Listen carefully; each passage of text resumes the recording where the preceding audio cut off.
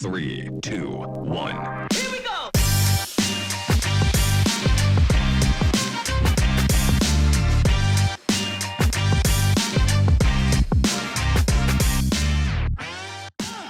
Hey friends, welcome back. We got a fun one today. You are gonna love this dude. I love when I get to sit with old wise sages. I always learn something, and you'll see it in here that I'm both learning and getting some free therapy along with it. But super fun conversation. Let me tell you where we're going. We're going to talk about upgrading humanity's operating system, making decisions with a 7-generation mindset, and finding more time to play pickleball. So if one of those don't intrigue you, then skip this one. But I promise there's something in here for everybody. Hope you enjoy. And as always, shoot us a line. Let us know which of these episodes that you're really digging, what you want more of. Give us a rating on Apple Podcast or Spotify. That helps us out a ton and helps us keep going. Thanks. Enjoy. Ladies and gentlemen, System and Soul, I'm super excited to introduce you to David Emerald Womeldorff. If you don't know him, you're about to be a fan and a friend. He has impacted my life specifically through his work and book with The Power of TED. He's also written another book that is new to me, 3 Vital Questions, Transforming Workplace Drama. So I'm super interested in that. He's the creator and chief of the Center of Empowerment Dynamic. David, welcome to the show. Thanks, Benj. I'm looking forward to our conversation. Yeah, super fun to have you here. And as always, part of me just wants to ask you 1,000 questions about your book, but that's not the format of the show. So sticking with it, the first question is, what's something that we can use to get to know you a little bit that somebody might not be able to Google? Well, what comes to mind is kind of a weird story. To set the context, I grew up in Kettering, Ohio, which is a suburb of Dayton, Ohio. Yeah. And I grew up in Tip City. Did you? In Tip? All right. I did. Yeah. My parents just moved down here a couple years ago. Oh, that's great. And I'm the middle of 3 boys, got an older brother, younger brother. And so that's important context, but that's not the weird thing. The weird thing is that, so I graduated high school in 1972. You can do the math. I'm 69 years old. And in the fall of 1973, was going to school at the Miami of Ohio and was taking a political science class. And in that class, there was a book that I just, for some reason, remember the 2 authors who were demographers, Scammon and Wattenberg. And at least part of the book was looking at the 1968 presidential election that Richard Nixon won. And part of what Nixon ran on was what he called the silent majority, the silent majority that doesn't speak out. And so Scammon and Wattenberg, as demographers, did a statistical analysis to determine who is the silent majority, what person would represent the silent majority. And Benj, I swear to you, what they came up with was a suburban housewife in a suburb of Dayton, Ohio, middle class with 2.3 kids. And I shared that with a friend of mine, and he goes, "Oh, so you're the decimal point of the 2.3." So that's where that came from. And my relationship with him, he's since passed away, but that he'd always refer to me as the decimal point. That makes sense. I like it. So that's a unique, fun name. Usually, just people get things that aren't as unique, right? So that's pretty cool. All right. If you want to know who represents Middle America, here I am. There you are. Well, that would be a whole nother podcast. We could get into all your beliefs and worldview. All right. So let's dive in here. Just as a leader, living in the space of leadership and entrepreneurship and really team dynamics, I'm super curious. What are some of the things that are on your mind or you're wrestling with right now, or spending time thinking about? Sure. I'm going to initially go really global, but I'll bring it into relevance to organizational leadership as well. And that is wondering, hoping that humanity has the time to upgrade its operating system, our human operating system, in time to turn things around. And I don't need to go through all the things that we're facing as humanity. But as we record this, as you know, and I'm sure as you've experienced being in, I think, the Atlanta area, is that we just went through 3 straight days of the highest temperature on this planet. And again, we're not going to go into the politics and all that kind of stuff. But when I refer to operating system, and this has very much relevance to organizations and leadership, is that the first of the 3 vital questions is, where are you putting your focus? And are you focusing on problems, or are you focusing on outcomes? And there is an organizing principle that I call FISB that stands for focus, inner state, and behavior. And that is what I refer to as the human operating system, that what we focus on engages an inner state or an emotional response, which then drives behavior. And so the current operating system, the primary operating system of humanity, is what I call the problem, and eventually referred to as a victim orientation, in which the focus is on problems, which engages an inner state of fear-based anxiety, which then drives reactive behavior. And the reactive behavior is either fight, flight, freeze, or appease in nature. And it can have a temporary positive impact on the problem that one is reacting to. Won't go too deeply into that, but just what really drives that operating system is the fear-based anxiety. Go ahead. Keep going. Well, so to contrast that, the upgrade is to what I call a creator orientation, or an outcome-focused orientation, where we focus on outcomes that we care about, that has heart and meaning for us, that has soul for us, to use your language. And so as we focus on what we care about, what we want in terms of outcomes, it engages an inner state of passion-based, I could even say with you, love-based emotion, which then gives us the energy for taking what I call the next baby step, which is how we create the outcomes that we want. So in organizations, I think it is so important to really upgrade the operating system to a focus on outcomes.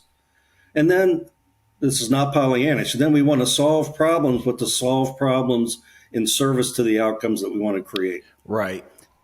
So I know I threw a lot out there. But yeah. Well, it puts us in a more to use your language, the creator mindset of solving the problems versus just being reactive to the problem. Exactly. Let me see if this connects. You know, when something hits your world and then you see it everywhere and it shows up everywhere. So I've been having that within the last about week or two with the idea of purpose, and just how powerful it is on a global level, on an organizational level, but then on just the human level, what a powerful motivator that is. Do you see that as sort of that's what came to mind when you kept saying outcome? Is that similar vein? Well, yes, a very similar vein. And what I would just expand the language, and I sometimes use this, that it's purpose-based outcomes. What is it that we really care about? What's our sense of mission, purpose, et cetera? And you're right. Personally, in important relationships, in organizations, in our teams, and frankly, Benj, at any level of human system, that purpose-based notion of outcomes is what really drives, whereas anxiety drives the problem reactive victim orientation. And by the way, I call it victim orientation because we feel victimized by the problems we're reacting to. Sure. Whereas in the creator orientation, as we're focused on the purpose-based outcomes, whereas anxiety drives the reactive system, that purpose-based outcome fueled by passion is what drives that creator orientation. I feel like if you're aware of this, you can look around and see the people that are driven by outcomes and driven by purpose. And there's almost when it's at this strong level, they become almost unshakable because they're so focused on that the problems, it's kind of like the obstacle is the way, right? The problems are just the problems. And that's why we're here. And that creates energy to solve those problems because I'm so hyper focused on that outcome. Absolutely. So let me ask you this. What do you think is the critical kind of components or changes, or like how do we upgrade humanity's operating system in the way that you're talking about? What would that actually take? Wow, that's a great question. Wish I had the short answer. I think it is helping people understand, especially leaders. But when we talk about leaders, I just need to put this out there.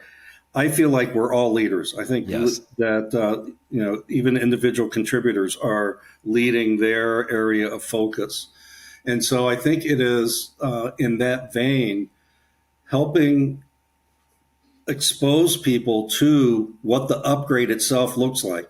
And what I can tell you is that, and I know we'll talk about the relationship dynamics that exist in those two orientations or those two operating systems in a few minutes.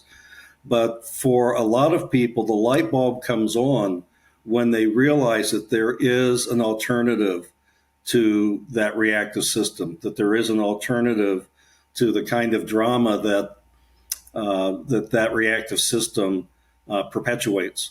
And so I think it's, I also want to say that there are a lot of people, and you're right, there are a lot of people, a lot of professionals that are in the world doing the kind of work that we're talking about here. So this is not exclusive to what I do or what we do at the Center for the Empowerment Dynamic, but it is about educating, inspiring, and frankly, for leaders, especially modeling the way of being purpose-driven and being outcome-focused. Yeah.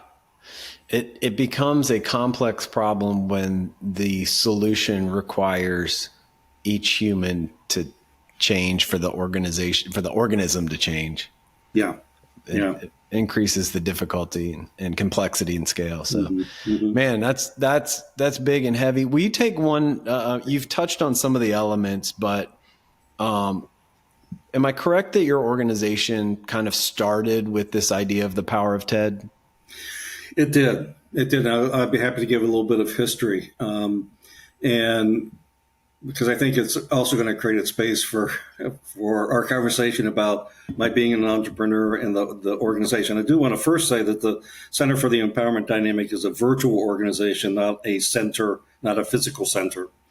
And at the time that, I'm pausing because I don't want to spend too much time on the history, but the epiphany that led eventually to the writing of The Power of TED happened almost 40 years ago for me. And I won't, the preface of the current edition has the story behind the story, so I won't repeat it here, other than to say that the original epiphany was realizing that and being gifted with the insight that the opposite of victim is creator. And with victim being the anchor role in the drama triangle, which we'll talk about in a few minutes. And then that personal epiphany kind of just sat there for a couple of decades. I mean, I would sometimes think about it and, let me go ahead. To complete the story, I do need to tee up the drama triangle really quickly. And it's the set of relationship rules and dynamics that are produced and perpetuated in the problem-focused reactive orientation. And so the drama triangle, the central role is the role of victim. So we can say more about the roles in a few minutes, but in order to be a victim, one must have a persecutor, which could be a person, a condition, or a circumstance. And then the third role is the role of rescuer. And there are some things to say about that as well. The reason why I wanted to tee that up in the context of the history is that I had learned about the drama triangles developed by Dr. Stephen Cartman when I was going through working with a counselor. And it was a blinding flash of the obvious because my life had been so steeped in that set of relationship roles and dynamics. So the epiphany was I wanted to surrender my victim stance in the world, but I needed to know what's the opposite of victim, and the word creator immediately came to mind.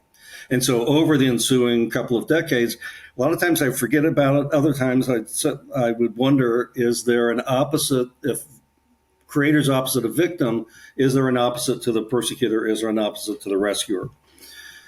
And then the fast forward, and I had met my now business partner, Donna, here in the Pacific Northwest, and moved out here in an unpacking and came across a journal where I'd played around with an alternate triangle. And at the time I was doing quite a bit of work with the Leadership Circle, was part of a team that did the Leadership Circle profile. It's a 360-degree feedback tool at the University of Notre Dame in their Executive Integral Leadership Program. And a couple weeks after having come across that journal, bringing the triangle back to mind, a guy came in for the debrief. And at one point in our conversation, he said, people come into my office and they're just such victims. And I thought, I wonder if this triangle thing would be useful. And it was not called TED. It was just a triangle thing. Right. And I did it on the whiteboard. It was a magical, if I say so myself, magical for both of us, that it really gave him another way of looking at the dynamics that he was dealing with in the organization. And that's what then led to my writing. Well, then there's the unfolding of what's now called the empowerment dynamic, TED, and I'll go ahead and tee that up just at the high level.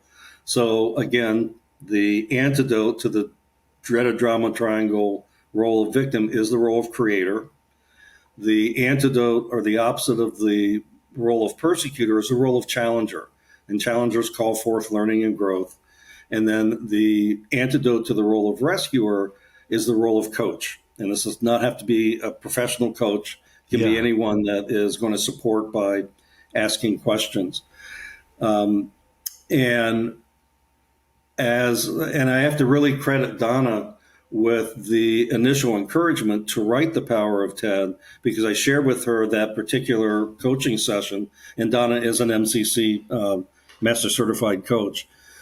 And when I told her about the coaching session, Donna's quite extroverted, and she went silent. This was on the phone. And I asked her, I said, "Are you still there?" She said, "Yeah, is that original work?" I said, "Oh, no, the drama triangle's been around for years." And she said, "No, the other triangle." And I said, "Well, yeah, it's just something I've thought about off and on for a number of years." And she said, "You've got to write that down." So the book was written and initially published in 2006. We did an upgrade, second edition in, losing track of time. We did a second edition, and then our 10th anniversary edition was in 2016. And we're coming up on 20 years for the book. Yeah. So I wish I would have read it 20 years ago. That's a great methodology. And I don't know that I've ever run into anybody who actually knew what Leadership Circle was, but I did that last year with a coach, and that was great. That was very impressive as an assessment, and very insightful as a helpful tool for me, for all the reasons you would expect. Yeah. Well, a big part of my background, Benj, is in leadership and organization development, as I think you know. And I was associated with the Leadership Circle at its inception for a number of years. Oh, wow. Yeah, it's very, very impressive. All right, so we need to get out of the drama triangle into the empowerment dynamic. I love. I personally resonate with all three of those: creator, coach, and challenger. And I can see them show up in different moments in my life. All that to say, I can also see the victim, the persecutor, and the rescuer show up in different areas of my life. And it's so fast once you're in that empowerment dynamic our ability to jump between them and actually play multiple roles on the same drama. Right. Absolutely. Absolutely. Yeah, great. If you lead a team, if you lead yourself, this is important. If you lead a team, this is a great, it's an easy read. And it's tactical, helpful, and just being an awareness level, but then also an application level. I've had teams that have gone through this, and then they get to a moment and they're like, somebody has the awareness to go, time out. We're in the drama triangle, and that's all it takes. Because that one simple question of shifting to what is our ideal outcome here, that changes the game, changes the spirit. Everybody's on the same page. It's awesome. So kudos to you. Amazing work. Thank you. And thanks for taking the time to break it down and share it. Hey, listener, we don't spend much time talking about ourselves on this podcast because we want to really be bringing you new ideas from outside sources for inspiration, for your own leadership, for your own organization. And we don't like talking about ourselves, but we're going to let somebody else talk about us for a second and brag on us. And I hope this gives you a little insight into what System and Soul is doing in the businesses that we're getting to work with. I'm in love with this whole new framework because anything that I do is always about soul. And I've never been able to marry process and the soul of an organization together. And this is the first time that I feel like I have the ability to do that. I've been a part of the EOS journey for many, many years. I've worked in nonprofit. Of course, when I joined Orbis, I've been through several different implementers. And the evolution of the System and Soul framework is just brilliant for me. Because it's just, we have to care about culture. We have to care about these things called values. It's more than just some plaque on a wall. It's just not some talking point that we say to employees when they first start applying. Like, it has to be, we have to live, we have to breathe, we have to show by example. And this is the first time that I've ever been able to really embrace that and then have a ground to stand on when I'm having really difficult conversations about the direction of our business. And it's been really exciting. If you want to discover breakthrough in your business by becoming a System and Soul coach or finding one of our coaches to help your business, you can always learn more at systemandsoul.com.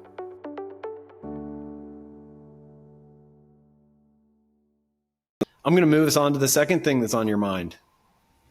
Well, the second thing that's on my mind is that, so I'm going to go back to a little bit of history so that I can set up the second thing that is very much on my mind and on our mind is that when I wrote The Power of TED, I was doing a lot of leadership training, some executive coaching, especially through the Leadership Circle profile. And frankly, this may surprise you, Benj, that the Power of TED was something I felt like I needed to write, but it was almost like a hobby. It was a side gig, if you will. Sure. And then it started to gain speed and breadth, and people started to emerge and say, I want to do this work. And the reason why I'm teeing up the history is that if I roll the clock back to the almost 18 years ago when TED was published, I had no idea. We had no idea that it would become our business. I thought it was going to be a tool that I would use in doing direct service.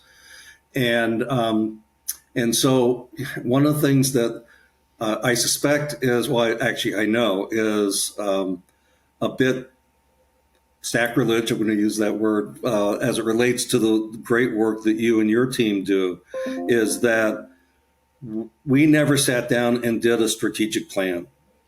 What we did was we followed the breadcrumbs. We became opportunistic, responded to requests. I was doing a lot of direct service. Don was actually doing a lot in the public leadership realm at the time.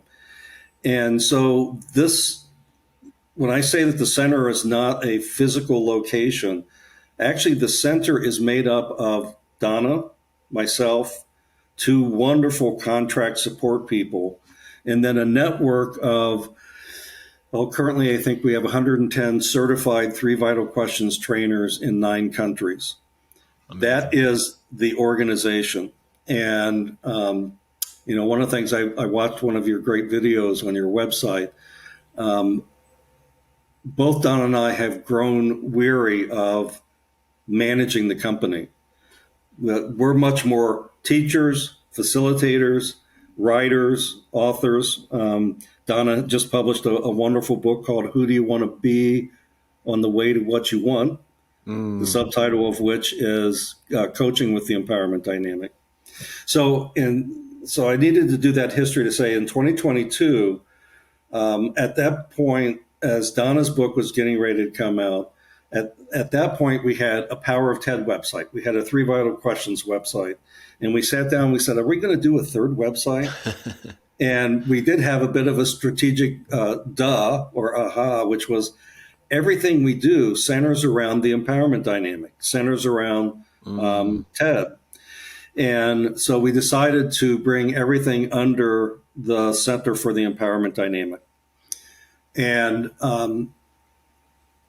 so the other thing that, in a sense, keeps me and us awake is that we have an outcome statement. Again, we work with purpose and outcome. So I'm going to share with you kind of our really long game outcome statement. And that is the Center for the Empowerment Dynamic has the infrastructure, the people, and the financial resources to abundantly serve the next 7 generations. Wow. So truly a long game, and with a tip of the hat to the Iroquois nation that did all of their decision-making around this idea of 7 generations. And so in order for that outcome to manifest, if you will, or come to be, we've got to deal with the 2nd generation. And so we're doing a lot of work around what's it going to take to ensure that there's going to be a 2nd generation. Because given the way that TED emerged, I can honestly say that that this work is not about me. This work is not about Donna. This work is about what we've been gifted to bring into workplaces and into the world. And so very focused on next generation leadership, and which is we believe is going to be some form of partnering, because again, I'm 69, Donna will be 73 this year, and we're still going strong. And we really would love to be in a position where we can spend most of our time on our gifts, which again are things like teaching, facilitating, direct service, rather than running the business. Yeah, no, that's so classic. When you find something you really love and you're really good at, and then to scale it, you've got to become something that's not as fun and not, totally understand that. And I think that's a valiant thing. Give me a little more about the 7 generations and the tribe you said, of where that came from. That's super fascinating. Yeah. So the Iroquois tribe, I certainly cannot pronounce the actual Indian pronunciation, Native American pronunciation, but they were a tribe in the northeast part of the country. And one of the things that they were known for is they also developed as the Europeans were coming in, they formed a coalition, if you will, of several tribes. And when they would make decisions, organizational decisions, community decisions, one of their most important questions is that if we decide to do A or B, how would A influence 7 generations? How would B influence 7 generations? And so it was part of their deliberation. And frankly, and I think it's thanks to Benjamin Franklin, that some of our Constitution and some of our form of government is based on the Iroquois model. Oh, interesting. Yeah. That's super cool. I hadn't heard that before. I love to learn new stuff. So super cool. Thanks. Thanks for sharing. So this idea of how do you create the center for for empowerment dynamic for 7 generations and this idea of partnering. Like where are you at with that right now? Where we are in some conversations. We've clarified what the criteria would be for a partner, whether it's would probably be a partnering organization. We've just done a lot of clarification, a lot of outcome work. And one of the things I want to circle back around to, and I'll come back to this question, is that what we were talking about a few minutes ago about what is so classic about doing what you love and what you do well and getting to the point where you're running a business instead of doing what really has heart and meaning for you, is that I also want to emphasize that, yes, there are days where it's like, and we really practice what we teach. So we're approaching this not from a problem-solving standpoint, but from an outcome-oriented standpoint. So I really do want to emphasize that because listeners could interpret what we were saying as being problem reactive, and there are days where it feels problem reactive. But really trying to be outcome oriented. So part of the infrastructure piece is the network of people that we have. Also, we're developing an online platform that connects all of our trainers. Donna has a coaching curriculum that she's developed that is delivered on our platform. And so that's a big part of the infrastructure. And again, our Alicia and Debbie, who are our 2 contract support people, are just masters at this platform. So we're really putting the building blocks in place. And then now we've had one conversation. I'm having another conversation on Monday with an ecosystem, if you will, of organizations and people that could provide the financial resources to build it out further. Yeah, that's awesome. Super fun. The reason I asked is because I could tell it was so outcome focused and you guys putting your own, medicine to work on that. One of the tensions that I find right now in one of my businesses is that there's an outcome, maybe the 7 generation outcome is in tension with what we need to do right now. And so just battling that in my mind, because I can be maybe too visionary and optimistic and altruistic about how things would go, but there's the reality of the moment. One of my quotes that I gave a friend, and it's coming back to be my mantra right now, is you build the business you need to build the business you want. And so there's going to be those seasons that this doesn't feel right, but it's necessary in order to get to where we want to go. So maybe I'm right, maybe I'm wrong. That's really important. I would say that again, please. Well, yeah, we build the business you need to build the business you want. Got it. Very, very outcome oriented. And you're right. I mean, the long game is the 7 generations. What we're really working on is the 2nd generation. Right. So we're not spending a lot of time on if we had the 7th generation, how we know what would be going on, other than neither Donna nor I would be around for the 7th generation. Well, and if you can't solve 2nd generation, you can't get to 7. Exactly. Right. So, yeah. So it is building the organization that we need in order to support that long game of the 7th generation. And so I can understand why there would be the tension.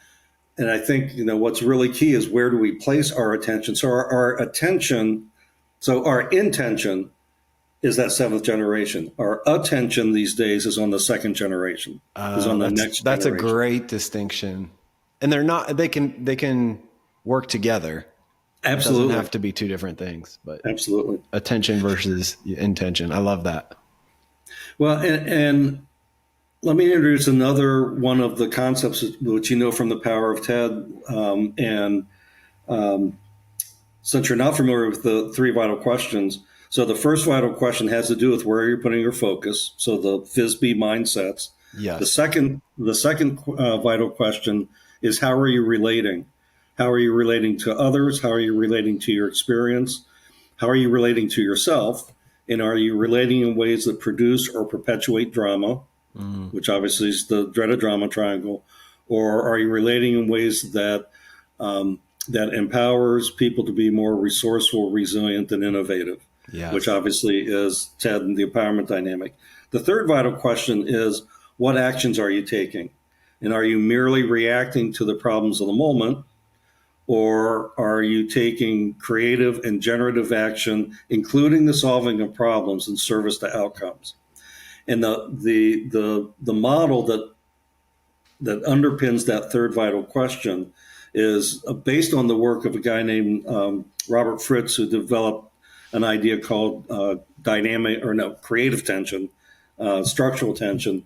We call it dynamic tension. And you inherently spoke to it just a moment ago when talking about the tension. Yeah. And so here's how it works, is that it's kind of a 5-step process, but I can do it very quickly. And I don't have a rubber band in front of me, but we use a rubber band to illustrate the principle, is that if you're going to be outcome focused, the way that we plan for and take action is, first of all, we focus on the outcome and define it. If we had it, how would we know it? The second piece is to tell the truth about current reality. Yes. What's going on in current reality in relation to that vision? So that's the tension between what we want and what we currently have in current reality. And then there are 2 aspects of current reality that need to be assessed. One is, and this first one is one that a lot of organizations will jump over, and that is to assess what in current reality is going on that supports what we want, that's going well, that we can continue to leverage. Because as human beings, we're so problem focused, what a lot of folks will want to focus on is to jump immediately to the problems. So it's important to assess what's going well before then looking at what's getting in the way, what's inhibiting, what are the problems that we need to solve. And then the fifth step is, once we engage that tension, so the first step is outcome, second step is current reality, general. Third step is assessing what supports the outcome. Fourth step is assessing what is inhibiting the outcome. And then the fifth step is to commit to and to take baby steps. And the idea of baby steps is they're short term. They are actionable, meaning that whoever is working this can take action. It's not about somebody else has to take action. Yeah. And that the way we frankly create anything is a baby step at a time. And every time we take a baby step, one of 3 things is going to happen. Either it's going to be forward progress. A baby step could be a mistake, a setback. But if we're not betting the bank with that baby step, we can assess it, say, what do we learn from that? How do we readjust? And then the third, Benj, is you never know when a baby step is going to be a quantum leap or a breakthrough that would not have happened had you not taken that step. Yes, that's a great word.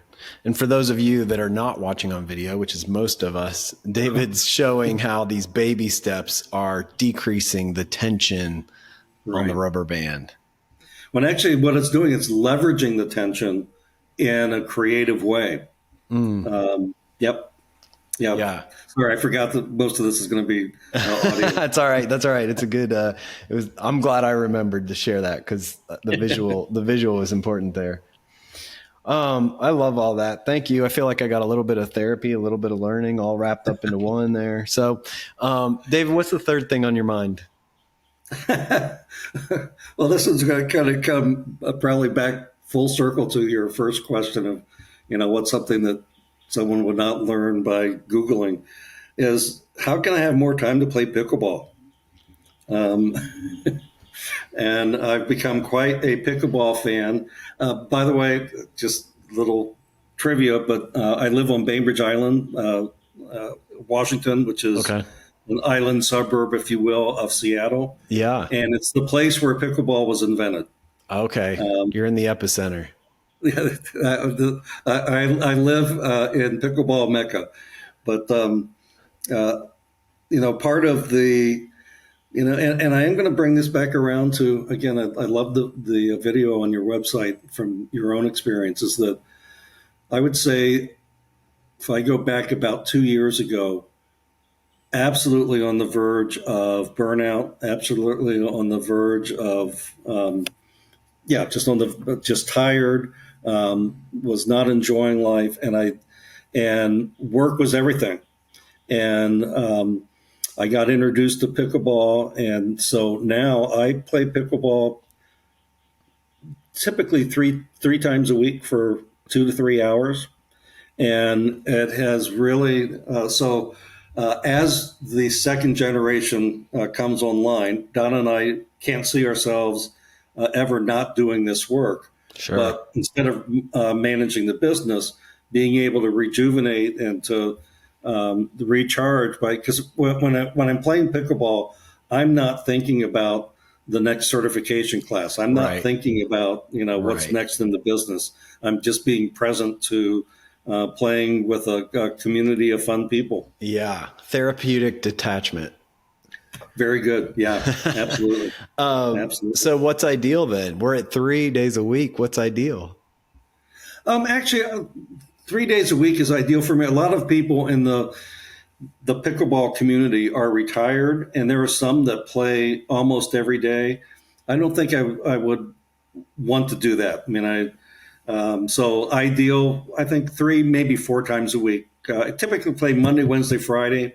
I think I'd like to play either Saturday or Sunday, and there are some weekends where I can do that. But, there you go. That was my attempt to put us in the empowerment dynamic and ask some outcome-based questions on how we can get there. Very good. Yeah. David, this has been an absolute pleasure. I'm so glad to make the connection with you. Thank you for sharing your wisdom. Anybody that I've ever met that's been through an integral coaching program or become an integral coach, they have a special quality that you illuminate as well. So I appreciate that in your spirit. Thanks so much for hanging out with us and sharing your wisdom. Well, thanks for the invitation. I've really enjoyed the conversation, Benj. Absolutely. We'll put this in the show notes as always, but theempowermentdynamic.com is probably the best place to go learn about the Center for Empowerment Dynamic. And of course, on Amazon, The Power of TED and 3 Vital Questions, Transforming the Workplace Drama. And when's Donna's book coming out? It actually came out a year ago, March. Oh, so it's out. What's the name of that one? The easier thing is to put in her author name, which is Donna Zajan, and I'm going to spell that. It's Z-A-J as in John, O-N-C as in Charlie. The title of the book, which I give you, but is Who Do You Want to Be on the Way to What You Want? And then the subtitle is Coaching with the Empowerment Dynamic. And by the way, I just for those who are listening, all 3 books are written as fables, as stories, and Donna's is a story as well. Wonderful. I love that title is so intriguing to me. So that might be my next up. So David, thank you. Have a wonderful weekend. I hope you get to play a lot of pickleball. Thanks, Benj. And stay cool.